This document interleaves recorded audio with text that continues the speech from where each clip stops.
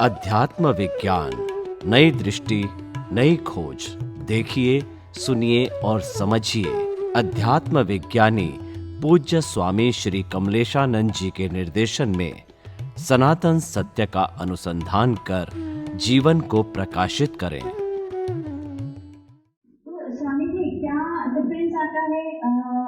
क्यों हम पुरुषार्थ की तरफ बढ़ रहे हैं? मेरा अवेयरनेस उसके प्रति ज्यादा है ना कि ये इन सब चीजों के बावजूद भी मुझे दुख मिल रहा है। मुझे ये एहसास होता है कि ये सुख नश्वर है। तो ये ज्ञान की या विज्ञान कहें हम, इसका अवेयरनेस मुझे ज्यादा है, व्यक्त ज्यादा है, इसलिए या किसी चीज को अभी तक पता नहीं चला कि ज्ञान क्या होता है और अज्ञान क्या होता है। उसे सिर्फ संसार के बारे में जो लोग मतलब करता है। What is the difference between when it starts with पुरुषार्थ actually? हाँ, पुरुषार्थ तो जीव मनुष्य में आके करता ही है, मगर जैसा ज्ञान दर्शन है वैसा उनका पुरुषार्थ होता है। अगर मिथ्या ज्ञान दर्शन है तो वही पुरुषार्थ है, और सम्यक ज्ञान दर्शन है तो वही पुरुषार्थ है।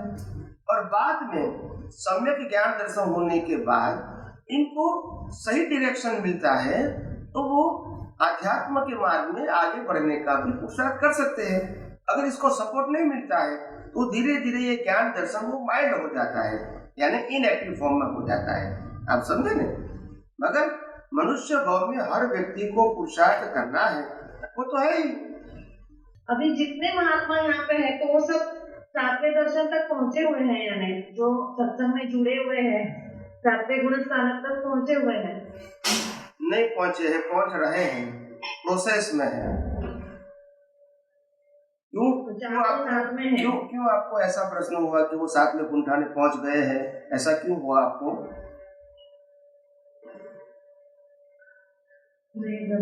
ऐसे ही जैसे आप मंदिर में जाते तो मैं कहता हूँ कि आपको तो केवल ज्ञान हो ही गया है, ऐसा मैं मान सकता हूँ ना? नहीं, दर्शन जो है ना वो क्लियर, जैसे बाकी लोग का काफी ऊंचे विचार वाले समझ में आता है उनको, लेकिन कभी कभी हमें समझ में आके उपयोग में नहीं आता है। इसलिए मुझे ये प्रश्न हुआ कि बार बार हम झंकना करते कि हमें उपयोग में आना चाहिए, हमारा उपयोग में नहीं आ रहा है, तो समझ में नहीं आ रहा था। ये मेरा मेन रीजन है।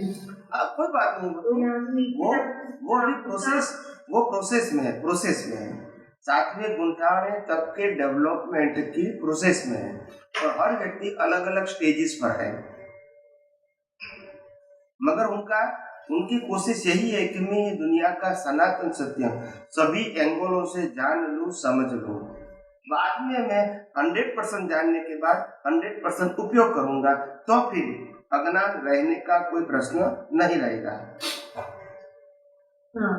अब ये 100% जाना ही नहीं है तो 100% उपयोग भी नहीं होगा, तो बाकी का अज्ञान तो काम करेगा ही।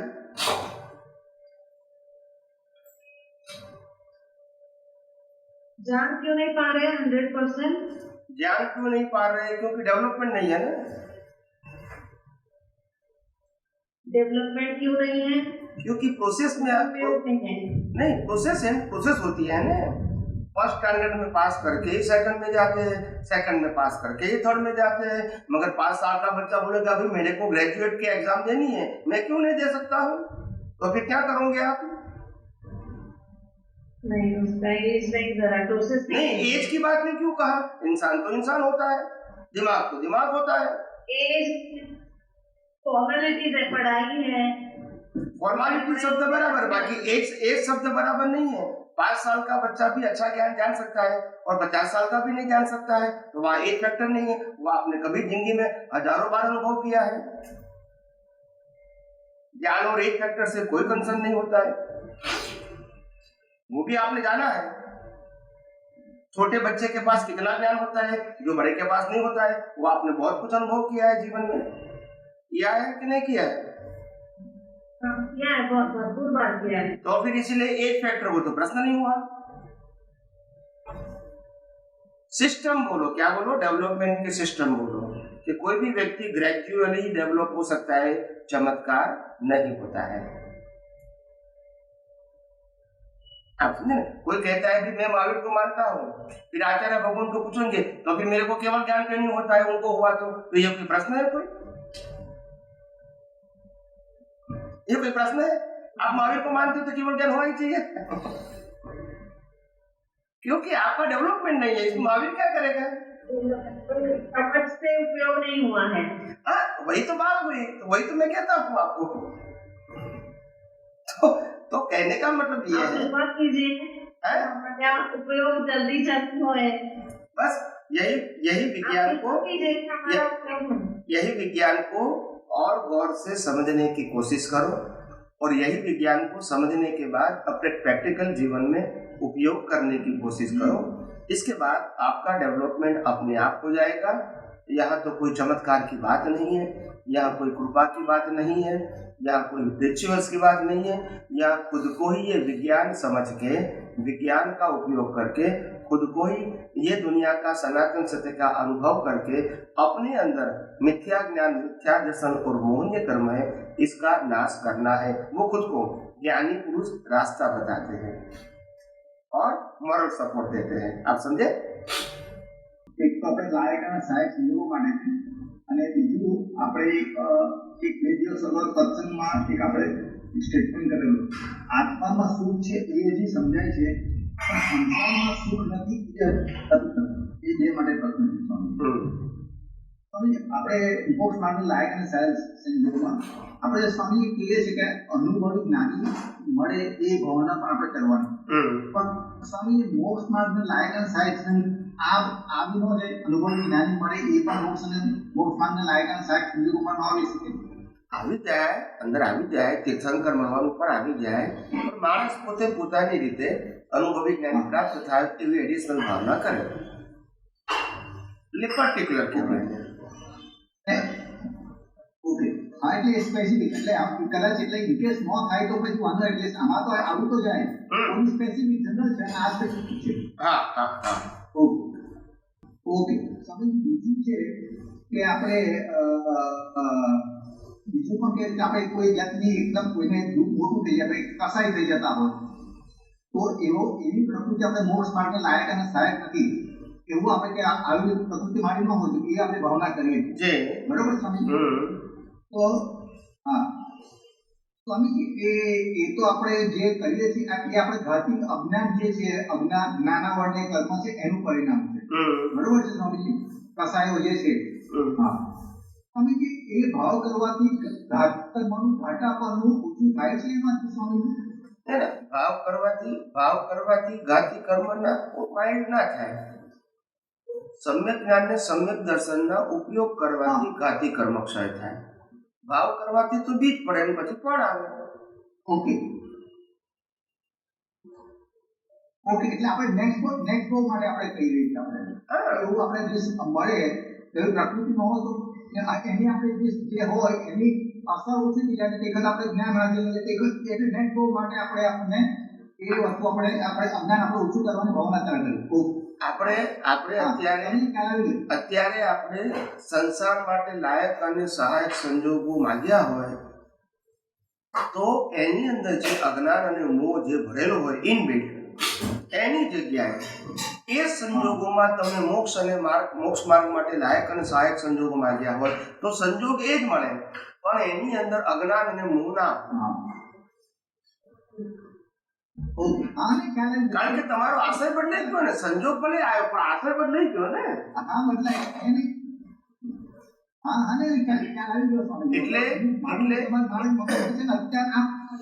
એટલે જે લોકો વૈરાગ્ય ભાવ લાયા હોય, ભલે ઉદય કર્મ છે, ઉદય કર્મમાં વૈરાગ્ય ભાવ લાયા હોય તો એને ઘર, પરિવાર, સત્તા, સંપત્તિ, સંબંધો અને સાધનો જોડતા વાર નથી લાગતી, કારણ કે વૈરાગ્ય લઈને આવ્યા છે।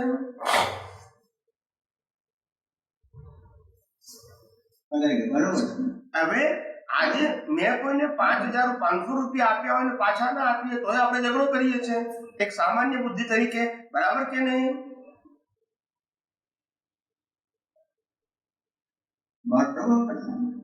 અને એ જ વ્યક્તિને જો વૈરાગ્ય ભાવ જાગે તો બધું સર્વસ્વ છોડવા પણ તૈયાર થાય છે। એટલે મોક્ષ માર્ગ માટે લાયક અને સહાયક સંજોગોનું મહત્વ તમે સમજ્યા કે નહીં? સ્વામી, એકદમ સમજાય ગયું, આપણે કીધું ને એ તરત એક વાક્ય બોલે તરત સમજાય ગયું। ઓકે, તરત સમજાઈ ગયું. Okay okay. હા, મારી ગેરસમજ સાથી હું આ ગો માટે થોડો વિચાર કરતો હતો. નેક્સ્ટ આ એ પ્રોસેસ મારા મગજમાં એક જ હોતી હતી. આ શબ્દ બોલ્યા ને એટલે તે તરત મગજમાં સ્ટ્રાઇક થયું કે આ એનું છે.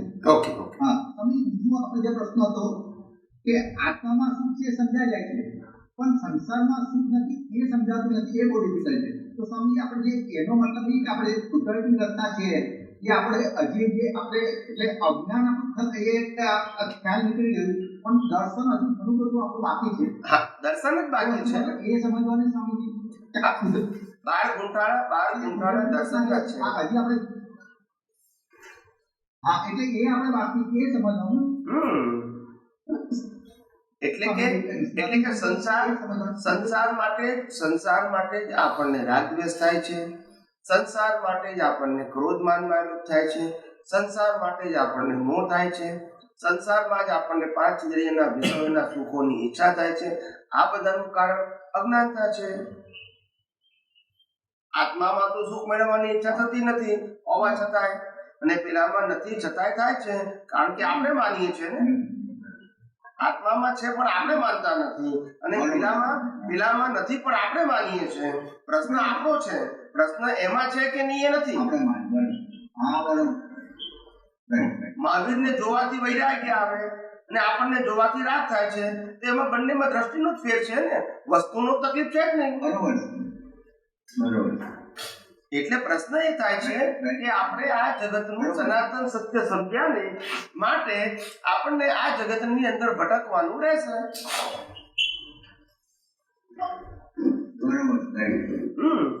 એટલે સનાતન સત્ય સમજવું એટલે એટલા માટે આટલો બધો ભાર મૂક્યો છે આપણે સનાતન સત્ય સમજવાનું, કુદરતી રચના સમજવાનું. કારણ કે જે શરીર કુદરતનું છે, જે સંજોગો કુદરતના છે, જે સાધન સંપત્તિ સંબંધો સત્તા બધું કુદરતનું છે, એને આપણે હું અને મારું માનીએ છીએ એ કેટલું મોટું અજ્ઞાન છે. કોઈ પણ ક્રિયા કરી મેં કરી, કોઈ પણ ક્રિયા સામે વાળાએ કરી એને કરી, ત્યારે કુદરત કે છે શ્વાસ તો હું આપું છું, પેટ્રોલ તો મારું છે, હું પેટ્રોલ નહીં આપું તો કરી શકશો? તો પછી માટે કુદરતી રચના છે. હવે મને પૈસા કુદરતે આપ્યા, પછી મેં બીજાને આપ્યા, હવે પાછા નથી આપતો, પણ કુદરત કે છે મેં તને આપ્યા ને, મેં જ આપ્યા છે, તું તો લઈ નતો આવ્યો. હવે તે બીજાને આપ્યા, પછી એ તને પાછા નથી આપતો, એમાં તું ફરિયાદ કેમ કરે છે? તારા તો છે જ નહીં. એટલે કે આ બધી વસ્તુને કુદરતી રચના નથી માનતો, નથી સમજતો, બસ એ જ અજ્ઞાનતા છે. માટે એને આ જગતમાં સુખ નથી એ નથી સમજાતું. બરોબર. આત્મામાં સુખ છે એ સમજી જાય છે, પણ જગતમાં સુખ નથી એ નથી સમજાતું. હા, એટલે હમણાં સ્વામી બધું આ વસ્તુ એમાં આગળ બધા બે બેનો પ્રશ્ન પૂછે ને સમાજમાં છે ઉપયોગ થતો નથી. આ વસ્તુ અહીંયા છે આપણે સમજમાં છે, સમજ પણ આપણે જ્ઞાન છે પણ એનો ઉપયોગ આપણે કરી શકતા નથી, બીકોઝ આપણું જે અજ્ઞાન પડ્યું છે એના કારણે. હું સમજી ગયો. આગળ બે બહેનોનો પ્રશ્ન પૂછે ને સ્વામી. હા, સમજી ગયો વાત. એટલે ત્યાં દાખલો બેસે છે કે આપણી સમજણમાં હોવા છતાં પણ અનુભવમાં નથી. હા, બરોબર છે. અમુક અનુભવ થતો નથી. બરોબર. ઓકે. જય સચિદાનંદ. જય સચિદાનંદ.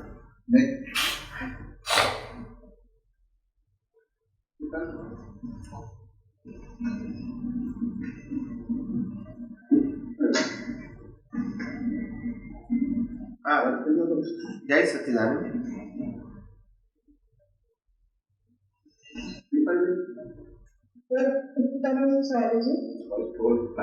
जय सच्चिदानंद. स्वामी को मुझे ना मोह के बारे में लिखा था, दुख गर्भित मोह और सुख गर्भित मोह, उसके बारे में जानना था. दुख गर्भित मोह और सुख गर्भित मोह, जिसके गर्भ में दुख की अनुभूति है वो दुख गर्भित मोह है, जिसके गर्भ में सुख की अनुभूति है वो सुख गर्भित मोह है. એટલે એને કા મતલબ इससे मेरे को सुख लगेगा, इससे मेरे को दुख लगेगा, ये दोनों मेरी बिलीफ है। वास्तव में सुख दुख जैसी चीज दुनिया में है ही नहीं, सिर्फ मान्यता है। क्या है? मान्यता है। कोई व्यक्ति बिना झोपड़ी वाला है, इसको आपने कहा कि मेरी झोपड़ी के अंदर आके सो जाओ तो उनके लिए सुख है, और कोई फ्लैट में रहता है, इनको को झोपड़ी में सो जाओ तो उसके लिए दुख है। तो वो तो मान्यता हो गई ना। भिखारी को 5 रुपया दिया तो उनको लिए सुख है, कोई BMW वाला है उसको 5 रुपया दिया तो उसको इंसल्ट लगता है, तो आखिर मान्यता ही हुआ ना। एक व्यक्ति को कहा कि आपको जेल में जाना है तो उनको दुख लगता है, फिर दूसरे व्यक्ति को कहा कि आपको जेल में जाना है मगर आपकी जेल जो है 10 साल की है वो 5 साल की कर दिया तो उनको सुख लगता है। तो आखिर मान्यता ही तो है सब, और क्या है। मगर कुदरत के कानून के मुताबिक आपके कर्मों का हिसाब है, और हिसाब को आप सुख दुख मानते हैं, वो सिर्फ आपकी मान्यता है, सुख दुख है नहीं, मान्यता है। बस वो मान्यता को राइट मान्यता में चेंज करनी, राइट बिलीफ में चेंज करना। हाँ, तो सुख दुख वो भ्रांति है, वास्तव में कर्मों का हिसाब है। हिसाब को हिसाब मानोगे तो राग द्वेष का कारण नहीं बनेगा।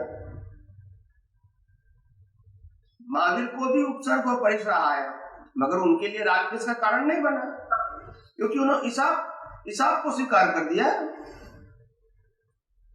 हम इसको हिसाब नहीं मानते, हम इसको हिसाब नहीं मानते, हम कहते हैं उन्होंने मेरे को दुख दिया, उन्होंने मेरे को नुकसान किया, तो फिर राग द्वेष तो होगा ही।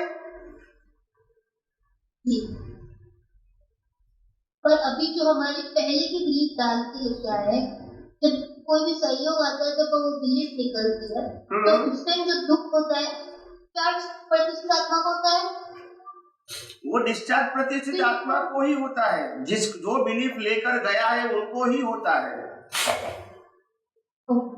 फिर हमको राइट बिलीफ डाल के चेंज करना है। अभी आप समझ गए, यहाँ दृष्टि बदलने की बात है, मन वचन काया को तो नहीं बदल सकते हैं, नहीं बदल सकते, मगर अपने पुरुषार्थ वाली जो दृष्टि है, जिसको कहते हैं प्रतिष्ठित आत्मा, जिसको कहते हैं लाइफ ईगो, उसको तो बदल सकते हैं ना।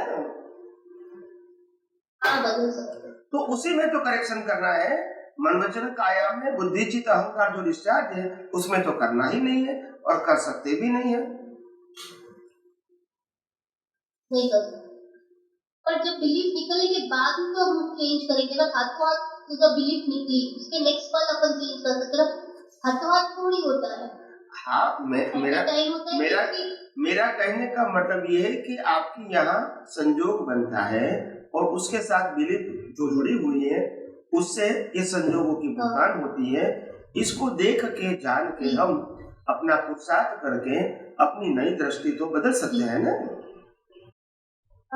बस ही होगा, ऐसा होता है कि एट ए टाइम होता है, वो एट ए टाइम बोला जाता है, मगर हाँ आप उस समय पूरा संयोग खत्म हो गया, उसके बाद आधा घंटा 2 घंटा 5 घंटा 6 घंटा या 6 महीने के बाद आपको समझ में आता है तो भी अच्छा तो है, मगर वो एट ए टाइम नहीं रहा।